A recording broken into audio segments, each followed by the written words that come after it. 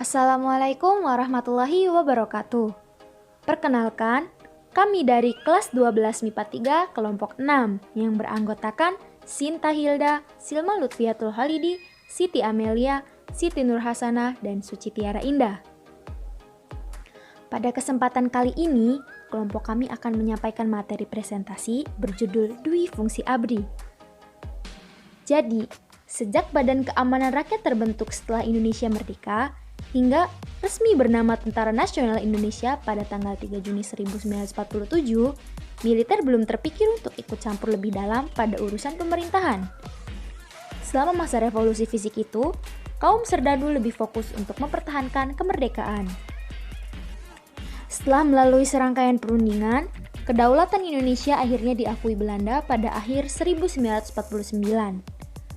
Tugas militer kemudian sedikit bergeser, yakni memadamkan gerakan-gerakan kedaerahan. Seiring waktu, mulailah muncul pertanyaan, jika negara sudah aman sepenuhnya, apa yang akan diperbuat para tentara? Dari pemikiran inilah, Jenderal Abdul Haris Nasution sebagai Kepala Staf Angkatan Darat memperkenalkan konsep jalan tengah. Konsep ini embrio dari Dwi Fungsi TNI ABRI yang membuka jalan bagi militer berpolitik, bahkan kelak mencampuri urusan seluruh sektor kehidupan sipil atas nama stabilitas nasional. Pada awalnya, munculnya Dwi Fungsi ABRI merupakan konsep yang diajukan oleh Jenderal Abdul Haris Nasution pada tanggal 11 November tahun 1958. Jenderal Abdul Haris Nasution dalam pidatonya berjudul Jalan Tengah menyatakan bahwa tentara juga merupakan kekuatan sosial politik yang berperan di dalam kegiatan sosial kemasyarakatan. Dwi Fungsi ABRI ini memiliki dua fungsi. Yang pertama sebagai pusat kekuatan militer, yakni sebagai kekuatan pertahanan dan keamanan yang bertugas di bidang kegiatan melindungi segenap bangsa Indonesia dan seluruh tumpah darah Indonesia. Yang kedua, di bidang politik dan sosial, yakni unsur dalam kehidupan politik di lingkungan masyarakat yang bersama-sama dengan kekuatan sosial lainnya secara aktif melaksanakan kegiatan-kegiatan pembangunan nasional. Tujuan Dwi Fungsi ABRI menjaga keamanan negara, yaitu sesuai dengan fungsinya tadi sebagai pusat kekuatan militer negara. Terus yang kedua ada menjaga keutuhan negara, menjaga kedaulatan negara, melindungi keselamatan bangsa, dan melindungi negara dari berbagai ancaman internal maupun eksternal. Kemudian ada intervensi ABRI di bidang politik, di antaranya yaitu ditempatkannya militer atau anggota ABRI di Dewan Legislatif Negara seperti di DPR, MPR maupun DPD tingkat provinsi dan kabupaten. Kemudian perwira yang aktif atau anggota ABRI yang aktif sebanyak 1/5 dari jumlahnya diangkat menjadi anggota DPRD. ABRI juga menempati posisi formal dan informal dalam pengendalian Golkar, serta mengawasi penduduk melalui gerakan teritorial di seluruh daerah, salah satunya dengan gerakan AMD atau ABRI Masuk Desa. Selanjutnya ada dominasi ABRI terhadap pelaksanaan negara. Banyaknya jabatan pemerintahan diisi oleh anggota ABRI, pembentukan fraksi ABRI di parlemen, dan ABRI diperkenankan mempunyai dan menjalankan berbagai bidang usaha. Bentuk kegiatan yang pertama AMD atau disebut dengan ABRI Masuk Desa tahun 1980 sampai 1996. Pasca Orde Lama, Indonesia harus menghadapi kenyataan bahwa sistem politik dan perekonomian Indonesia berada dalam keadaan kritis. Pembangunan desa mempunyai arti penting karena sebagian besar masyarakat Indonesia tinggal di desa.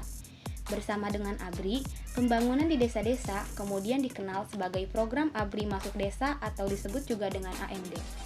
Program ABRI Masuk Desa dicetuskan oleh Jenderal Muhammad Yusuf pada tahun 1980.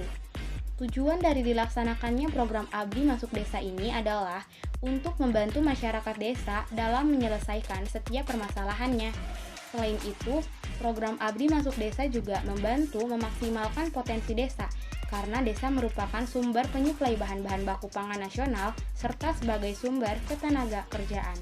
Kemudian, yang kedua, Musyawarah Nasional Golkar atau disebut juga dengan Munas Golkar.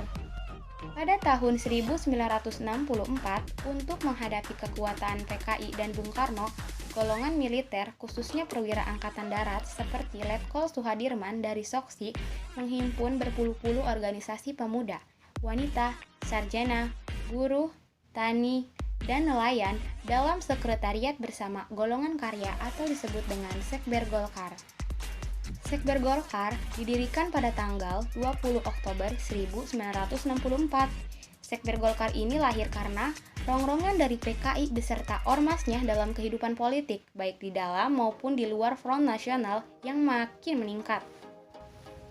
Sekber Golkar ini merupakan wadah dari golongan fungsional atau golongan karya murni yang tidak berada di bawah pengaruh politik tertentu. Semulanya, anggota berjumlah 61 organisasi yang kemudian berkembang hingga mencapai 291 organisasi.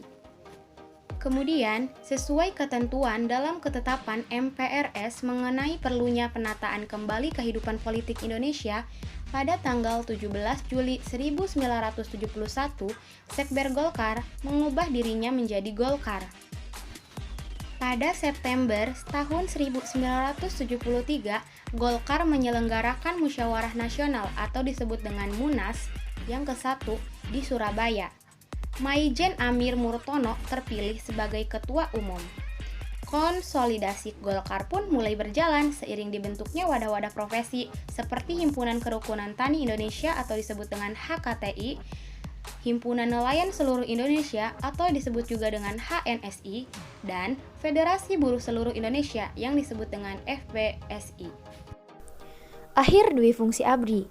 Dwi Fungsi ABRI secara perlahan-lahan dihapuskan menyusul runtuhnya rezim Soeharto.